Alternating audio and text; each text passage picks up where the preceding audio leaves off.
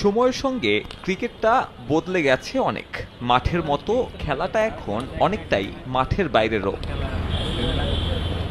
Batting bowling কোচের মতো performance কিংবা কম্পিউটার অ্যানালিস্টরাও এখন সমান গুরুত্বপূর্ণ। আন্তর্জাতিকে তো বটেই, ঘরোয়া আর বয়সভিত্তিকের কোচিং স্টাফেও তাদের সম্পৃক্ততা নিশ্চিত করছে ক্রিকেট খেলুড়ে দেশগুলো। ব্যতিক্রম কেবল বাংলাদেশ।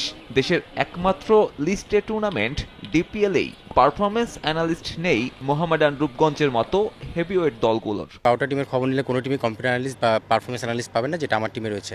সো এগুলো পারফরমেন্স করার ক্ষেত্রে একটা বড় ভূমিকা রাখে। সেই প্ল্যানিংগুলো আমি প্রথম থেকেই করেছি। ইভেন ক্লাবের থেকেও আমি এটা পারমিশন নেওয়ার প্রয়োজন মনে করি না, আমি নিজেই ডিসাইড করেছি। ঢাকা প্রিমিয়ার লিগে আপনি দেখবেন কিছু কিছু দল হোঁচট খেয়েছে ছোট দলের সঙ্গে, বিকজ ওই টিমের সেই প্লেয়ারদের সম্পর্কে জানা নেই। আমার কোনো প্লেয়াররা বলতে পারবে না অপোনেন্ট টিমের এই প্লেয়ার সম্পর্কে জানে না। কেবল কৌশলগত দিক দিয়েই নয়, ঢাকা প্রিমিয়ার লিগ যোজন যোজন পিছিয়ে আছে মাঠের ক্রিকেটেও। জ্যাম ঠেলে সাভারের বিকেএসপি আর চৈত্রের গরমে অন্তত 50 ওভারের ক্রিকেটটা যে হয় না, তা স্বীকার করলেন তাসকিন আহমেদ। 50 ওভারের খেলা চারটিখানি বিষয় না আমাদের কন্ডিশনে।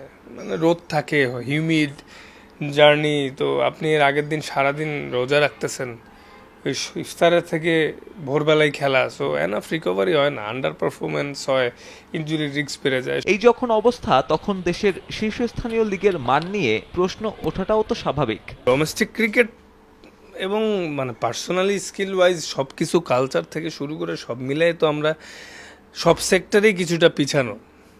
হ্যাঁ, তো এটা ধরেন আগের থেকে উন্নতি হচ্ছে। যেসব সারা বিশ্বেই ধরেন যেই জিনিসটা 2-4 বছর আগে হয়, এটা আমাদের এখানে একটু পরেই আসে সব ক্ষেত্রে। মানহীন ডিপিএল এর প্রভাব দেখা যায় আইসিসি ইভেন্টে। অন্যান্য দেশের সঙ্গে সেখানে পার্থক্যটা স্পষ্ট হয় দেশের ঝিমিয়ে পড়া ক্রিকেটের।